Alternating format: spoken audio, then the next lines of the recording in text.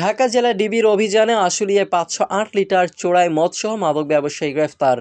বিস্তারিত দেখুন multimedia reporter Mohammad Rabiul Islam মিসিয়ামের পাঠানো তথ্য ও ভিডিওতে। ঢাকা জেলা গোয়েন্দা পুলিশ ডিবি উত্তর এর বিশেষ অভিযানে আশুলিয়ায় বিপুল পরিমাণ চোরাই মদসহ এক পেশাদার মাদক ব্যবসায়ীকে গ্রেফতার করা হয়েছে। শনিবার ২০ ডিসেম্বর রাত ৮:৩০টার দিকে আশুলিয়া থানাধীন আশুলিয়া বুড়িবাজার এলাকায় বাগানবাড়ি থেকে তাকে গ্রেফতার করা হয়। এ সময় তার কাছ থেকে ৫০৮ লিটার চোরাই মদ উদ্ধার করা হয়। ঢাকা জেলা পুলিশের পুলিশ সুপার মোহাম্মদ মিজানুর রহমানের নির্দেশনায় ডিবি উত্তরের অফিসার ইনচার্জ মোহাম্মদ সাইদুল ইসলামের নেতৃত্বে পরিচালিত অভিযানে এসআই নিরস্ত্র মোহাম্মদ মতিউর রহমান সহ সঙ্গীয় ফোর্স অংশ নেয়।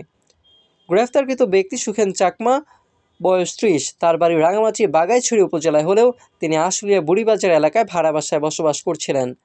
পুলিশ জানায় উদ্ধারকৃত চোরাই মদ অবৈধভাবে বিক্রির উদ্দেশ্যে মজুত করা হয়েছিল। এ ঘটনায় গ্রেফতারকৃতের বিরুদ্ধে আশুলিয়া থানায় মাদকদ্রব্য নিয়ন্ত্রণ আইনে নিয়মিত মামলা রুজুর প্রক্রিয়া চলমান রয়েছে।